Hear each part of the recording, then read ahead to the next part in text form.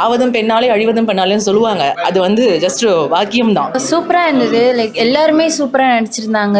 ஸ்டோரியும் வந்துட்டு எதிர்பார்க்கவே முடியாத ஒரு ஸ்டோரியா இருந்தது. நாங்க வந்து ஃபர்ஸ்ட் வர்றப்போ இது ஒரு ஹாப்பியான ending, because movie name obviously நம்ம ஹாப்பியா தான் இருக்கும் அப்படின்னு நினைச்சு வந்து பார்த்தா எண்டிங் வந்து எங்களால கெஸ்ஸே பண்ண முடியல. இந்த அளவுக்கு ஒரு ட்ராஜிக் நடக்குமா, இந்த அளவுக்கு லவ் போய் முடியுமாங்கிறது வந்துட்டு வி குடன்ட் கெஸ். கடைசியில் அது பார்த்ததுக்கு அப்புறம் எல்லாருமே வந்துட்டு ஒரு மாதிரி அழுற அளவுக்கு போற மாதிரி தான் இருக்கும். ஸோ அதுலேருந்து ரெக்கவர் ஆகிறதுக்கு ரொம்ப டைம் ஆச்சு. ஸோ இவங்க வந்து ஜென்சி கிட். நம்ம வந்து ஆல்மோஸ்ட் 2000 தான் எனக்கு மேரேஜ் ஆச்சு. ஸோ சேம் எங்கள் பீரியடில் பார்த்தோம் அப்படின்னா மேக்ஸிமம் லவ்வுக்கு வந்து நம்ம ரொம்ப இம்பார்ட்டன்ஸ் கொடுப்போம். அது ஃபேமிலியில் கொண்டு போய் சேர்க்கணும், பேரண்ட்ஸ் கிட்ட சொல்லணும் அப்படின்னா ரொம்ப தயக்கம் இருக்கும். ஸோ அதை வந்து அழகாக இங்கே வந்து அவர் கொண்டு வந்திருந்தார். அதே போல் பேரண்ட் வந்து அதை ஏற்றுக்க இன்னைக்கு இருக்கக்கூடிய பேரண்ட்ஸில் வந்து டோட்டலி டிஃப்ரெண்ட். ஸோ ஒரு கேர்ள் ஃப்ரெண்டு பையன் வச்சிருக்கான் அப்படின்னா அது ஈஸியாக எடுத்துக்கிறாங்க. அந்த காலகட்டம்ன்றது வந்துட்டு அது வந்து ஒரு பெரிய ஒரு சமூகத்தில் வந்து ஐயோ நம்மளை வந்து எப்படி நம்மளை சேர்த்துப்பாங்க, நம்ம சொந்த பந்தம் என்ன சொல்லுவாங்க அப்படிங்கிற அளவுக்கு வந்து ரொம்ப வெறுப்புணர்வாக தான் அந்த அந்த கிட்டை வந்து அவங்க ட்ரீட் பண்ணுவாங்க. ஸோ அதை வந்து ரொம்ப அழகாக வந்து இங்கே டேரக்டர் கொடுத்துருந்தாரு. அட் த சேம் டைம் பார்த்தோம் அப்படின்னா ஃப்ரெண்ட்ஸ் சர்க்கிள் வந்துட்டு எந்த அளவுக்கு ரொம்ப இம்பார்ட்டன்ட் அப்படிங்கிறத வந்துட்டு இந்த இடத்துல வந்து சொல்லியிருக்காங்க. ஸோ ஆவதும் பெண்ணாலே அழிவதும் பெண்ணாலேன்னு சொல்லுவாங்க. அது வந்து ஜஸ்ட் வாக்கியம் தான். ஆனால் நீங்கள் நல்லா கவனிச்சிங்க அப்படின்னா ஒவ்வொரு பெண்ணுக்கு பின்னாடி வாழ்ந்தாலும் சரி விழுந்தாலும் சரி அதுக்கு பின்னாடி மிகப்பெரிய ஒரு ஆணோடைய அந்த இது இருக்குங்கிறது வந்து இந்த இடத்துல வந்து நல்லா தெரியுது. முக்கியமாக இந்த ஹீரோயினை காட்டும் போது அந்த இன்ட்ரோடக்ஷன்ல இருந்து அவங்களை காட்டும் போது நமக்கே நம்மள அறியாம ஒரு நல்ல ஒரு கூஸ் பம்பை அவங்களோட நம்ம ஜாலியாக டிராவல் ஆகிற மாதிரி இருந்தது. ஸோ அது வந்து ஆஃப்டர் இன்டர்வல்க்கு அப்புறம் பார்த்தோம் அப்படின்னா டோட்டலி டிஃப்ரெண்ட். என்னடா அது இப்படி நம்ம எதிர்பார்க்கவே இல்லையே, சடனாக ஒரு பிரேக் இருக்கே அப்படின்னு சொல்லிட்டு அது இந்த பிரேக் வந்து அக்செப்ட் பண்ணிக்கவும் முடியல. நான் லாஸ்ட்டாக ஸ்வீட் எண்டிங் கொடுத்தாங்க அந்த மூவி நல்லா இருக்கும். ஆனால் இங்கே வந்து அக்செப்ட் பண்ணிக்க முடியாத ரொம்ப ரொம்ப ஒரு நெகட்டிவ் இம்பாக்ட் கொடுக்குற மாதிரி இருந்தாலுமே வேற வழி இல்லை, we have to take away. So அந்த மாதிரி இருக்கு. எல்லாருமே வந்து நல்லா நடிச்சிருந்தாங்க, வாழ்ந்திருக்காங்க அப்படின்னு தான் சொல்ல முடியும். ரொம்ப ஃபியூ மெம்பர்ஸ் தான் அந்த படத்தில் ட்ராவல் ஆயிருக்காங்க. பட் எல்லாருமே ஃபர்ஸ்ட் கிளாஸாக பண்ணியிருந்திருக்காங்க. முக்கியமாக ஹீரோயின் வந்து அந்த கடைசியில் கண்ணை வந்து சுமிட்டாம உண்மையாவே அவங்க கோமால இருக்கிறதுன்றது வந்து அதுக்கு ரொம்ப ஹார்ட் ஒர்க் பண்ணியிருப்பாங்க. First class. கண்டிப்பா ஓன்னு அழணும்னு தோணுச்சு. அந்த அளவுக்கு ஒரு ஃபீல் கொடுத்தது. எல்லா விமனுக்கும் இருக்கும் சார் இந்த ஃபீல். எல்லா பொண்ணுங்களுக்கும் லவ் அந்த பிடிச்ச பையன் கிடைக்கல, பிடிச்சவங்களோட வாழ முடியல அப்படின்னா கண்டிப்பாக அதை அக்செப்ட் பண்ணிக்கவே முடியாது. வேற வழி இல்லாமல் அந்த பிரேக்கப் நடக்கும். வேற வழி இல்லாமல் பேரண்ட்ஸ் சொல்லிட்டாங்களே, வேற வழி இல்லை, இப்போ இந்த லவ் வந்து நம்ம விட்டு கொடுத்து தான் ஆகணும் அப்படிங்கிறது தியாகம் தான், வேற எதுவுமே கிடையாது. அவனுக்கு பிடிக்கல என்ன பண்ண முடியும், வீட்டில் ஒத்துக்கல என்ன பண்ண முடியும் அப்படின்னு அந்த தியாக மனப்பான்மையோட தான் நிறைய பேர் வந்து டிராவல் ஆகி வந்திருக்காங்க. முக்கியமாக எங்கள் பீரியட்ல இன்னைக்கெல்லாம் வந்து ஃபைட் பண்ணக்கூடிய பொண்ணுங்கள்லாம் இருக்கிறாங்க. பட் அந்த காலத்தில் அப்படிங்கிறதுலாம் கிடையாது. ரொம்ப ரேர் பீப்புள் தான் வந்துட்டு தைரியமாக வந்து வெளில வர்றது, பேரண்ட் கிட்ட உட்காந்து பேசி அவங்களை சம்மதிக்க வைக்கிறதுல அந்த காலத்தில் அது ரொம்ப ஃபியூ எண்ணிக்கையில் ரொம்ப கம்மி தான். ஆணுக்கும் பெண்ணுக்கும் இருக்கக்கூடிய புரிதல்ன்றது வந்து இன்னும் மேலும் மேலும் வலுவடையணும், ஜாஸ்தி ஆகணும். அந்த புரிதல் இருந்தாதான்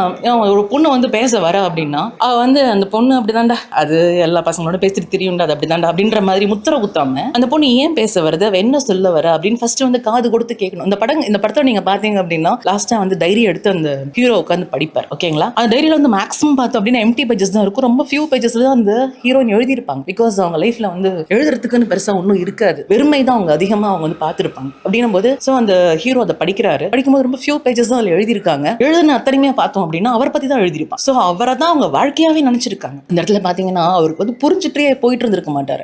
இந்த அந்த டைரியை படிக்கும் போது தான் தெரியுது நம்ம சுத்தமா புரிஞ்சுக்கவே இல்லை. அவ எழுதுன அத்தனையுமே அந்த நம்ம அவ கூட என்ன பண்ணிட்டு இருந்தோன்றதான் அவங்க எழுதியிருக்காங்க. ஆனா நம்ம அது புரிஞ்சுக்கவே இல்லையே அப்படிங்கறத அவர் உணர்ந்து தலையில அடிச்சுட்டு அழுவாரு கடைசியில. ஆனா அவங்க அந்த ஹீரோயின் இப்போ வந்து அவரு ஐ லவ் யூ சொல்றதுக்கோ உங்க கூட வாழ வரேன்னு சொல்றதுக்கோ ஒரு வந்து நிற்கும் போது அவங்க புரிஞ்சக்கூடிய நிலைமையில் இருக்க மாட்டாங்க. பிகாஸ் அந்த ட்ராஜடி நடந்திருக்கும், அவங்க கோமாக்கு போயிருப்பாங்க. ஸோ நான் என்ன சொல்ல வரேன் அப்படின்னா ஆணுக்கும் பெண்ணுக்குமா அந்த இடைவெளி வந்து இதுக்கு அவ்வளோ தூரம் ஒருத்தர் பேச வர அப்படின்னா என்ன சொல்ல வரா, இட்ஸ் அ சோல், அவ்வளோதான். ஒரு சோல் உங்ககிட்ட பேச வருது, அவங்க என்ன சொல்ல வராங்க அப்படிங்கிறத நீங்க காது கொடுத்து கேளுங்க, அதை புரிஞ்சுக்க முயற்சி பண்ணுங்க. அவங்க இடத்துல இருந்து அதை பார்க்கும்போது முழுசா நம்மளால புரிஞ்சுக்க முடியும். அதுதான் அவங்க சொல்ல வராங்க. ஃபர்ஸ்ட் ஆஃப் ஆல் நான் ஒன்று கிளியர் பண்ணிக்கணும்னு விரும்புகிறேன். இங்கே வந்துட்டு ஜென்ஸி அப்படின்னா இவங்க ஒழுங்காக லவ் பண்ண மாட்டாங்க, இல்லை எப்போ பார்த்தாலும் சிச்சுவேஷன்ஷிப்பு, இல்லை எப்போ பார்த்தாலும் யூனோ எஃப்டபிள்யூபி அண்ட் ஸ்டஃப் இதெல்லாம் தான் ஜென்ஸி பண்ணுவாங்கன்னா அப்படிலாம் கிடையாது. ஜென்ஸியில் வந்துட்டு there are some people who love with their whole heart. So அந்த மாதிரி ஒரு ஜட்ஜ்மெண்ட் எடுத்துக்க வேண்டாம். ஸோ இதை எல்லாருமே பார்க்க வேண்டிய படம் தான். ஜென்ஸி மட்டும் இல்லை,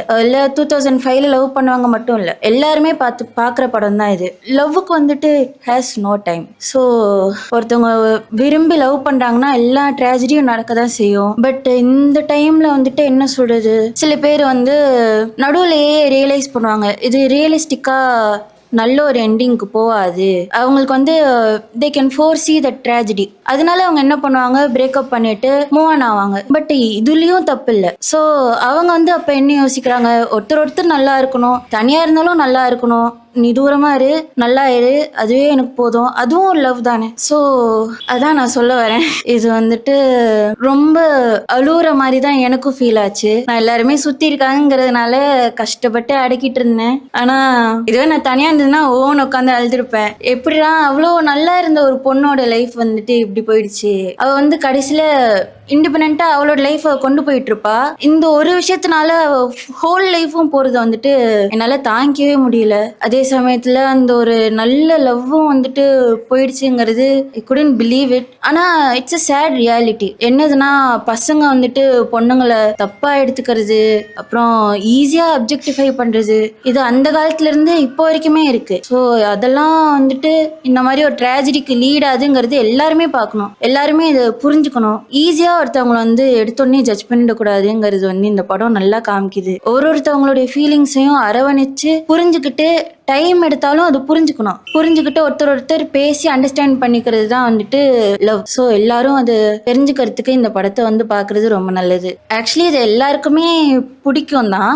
பட் இப்போ ரியலிஸ்டிக்காக இந்த ஜென்சி ஜென்ரேஷன் வந்துட்டு இதே இடத்துல இருந்து லவ் பண்ணுறாங்கன்னா அவங்க வந்துட்டு ஏன் இவங்க முன்னாடியே இந்த மாதிரி ஒரு மிஸ் அண்டர்ஸ்டாண்டிங் இருக்குங்கிறது தெரிஞ்சுக்கிட்டு பிரேக்கப் பண்ணிட்டு போயிருக்கலாமேன்ட்டு யோசிச்சிருப்பாங்க. ஸோ அவங்க இந்த படத்தை பார்க்குறப்போ அவங்களுக்கும் கொஞ்சம் புதுசாக தான் இருக்கும். எப்படி இவங்க வந்துட்டு இவ்வளோ நாள் இது எல்லாத்தையும் சகிச்சுக்கிட்டு லவ் பண்ணிட்டு இருந்தாங்க, இவங்களுக்கு வந்துட்டு முன்னாடியே தெரியலையா இவங்க வந்துட்டு அந்த பொண்ணு ஒரு ப்ராஜெக்ட் ஒரு மாதிரி அப்ஜெக்டிவா தான் பார்த்துருக்காங்கிறது வந்துட்டு இவங்களுக்கு புரியவே இல்லையா?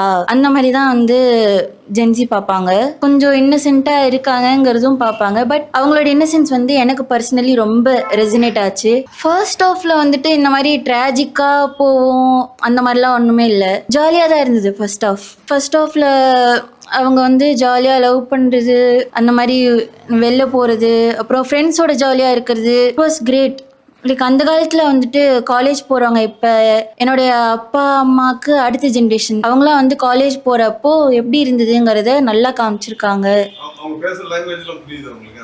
அந்த கேரக்டர் வந்து ஃபன் பண்ணுறாங்க இல்லை, அந்த கேரக்டர் வந்து ஒரு கேரக்டர் லீட் பண்ணுறாங்க இல்லை, அந்த லாங்குவேஜ்லாம் உங்களுக்கு புரியுதா? அந்த இதெல்லாம் அது புரிஞ்சுது. பட் என் அம்மா அப்பா கொஞ்சம் ஹெல்ப் பண்ண வேண்டியதாக இருந்தது. அவங்க எனக்கு வந்துட்டு இதுதான் இவங்க சொல்கிறாங்கங்கிற மாதிரி நிறையா சொன்னாங்க. ஸோ இட் வாஸ் ஃபன் வாட்சிங். லைக் ஸ்டார்டிங்கில் வந்து ஃபன்னாக இருந்தது, பட் எண்டில் கொஞ்சம் ஒரு மாதிரி அழுகிற மாதிரி போயிடுச்சு. அவள் தான். It was a great movie. Everybody must watch it.